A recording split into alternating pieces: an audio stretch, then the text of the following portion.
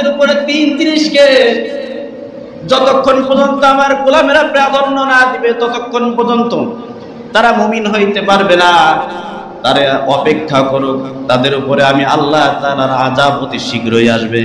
আল্লাহ রাব্বুল আলামিন বলেন, ইন কানা আবাউকুম, যদি তাদের পিতা, আবনাউকুম, যদি তাদের পুত্র, ওয়া ইখওয়ানুকুম, যদি তাদের ভাই, ওয়া আজওয়াজুকুম, যদি তাদের স্ত্রী, ওয়া আশীরাতুকুম, যদি তাদের গোষ্ঠী, ওয়া আমওয়ালুন ইকতারাফতুমুহা, যদি তাদের সেই সম্পদ, যেই সম্পদ তারা কষ্ট করে অর্জন করেছে, ওয়া তিজারাতুন তাখশাউনা কাসাদাহা, যদি তাদের সেই ব্যবসা, যেই ব্যবসার লস হয়ে যাওয়ার আশঙ্কা করে, অমাসাকিন তারদাউনাহা, যদি তাদের সেই বাসস্থান, সেই প্রাসাদ যেটা তারা অনেক পছন্দ করে, আহাব্বা ইলাইকুম মিনাল্লাহি ওয়া রাসূলিহি ওয়া জিহাদিন ফি সাবিলিহি, এই 8 জিনিস যদি তাদের কাছে আল্লাহ এবং তার রাসূলের থেকে এবং জিহাদ করার থেকে, আল্লাহর দ্বীনের জন্য সংগ্রাম করার থেকে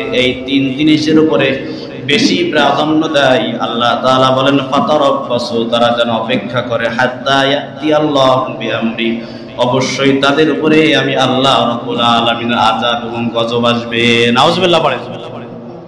এই জন্য এই 3 জিনিসকে 8 জিনিসের উপরে প্রাধান্য দিতে হবে। 3 জিনিস কি? 1 আল্লাহ, 2 আল্লাহর রাসূল, 3 নম্বরে আল্লাহর পথে আল্লাহর জন্য সংগ্রাম করা। এই 3টাকে প্রাধান্য দিতে হবে আপনার পিতার থেকেও বেশি। আপনার সন্তানের উপরে প্রাধান্য দিতে হবে, আপনার ভাইয়ের উপরে প্রাধান্য দিতে হবে, আপনার স্ত্রীর উপরে প্রাধান্য দিতে হবে, আপনার জ্ঞাতি গোষ্ঠীর উপরে প্রাধান্য দিতে হবে, আপনার অর্জিত সম্পদের উপরে প্রাধান্য দিতে হবে, আপনার ব্যবসায়ের উপরে প্রাধান্য দিতে হবে, আপনার ঘর বাড়ির থেকেও বেশি প্রাধান্য দিতে হবে।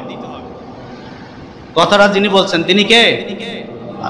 দিতে হবে আপনাকে, এটা আপনার ঈমানের দাবি।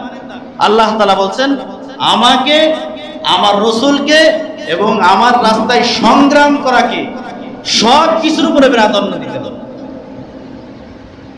নতুবা তোমাদের উপরে মুসিবত আসবে, বিপদ আসবে, আযাবে গ্রেফতার হবে।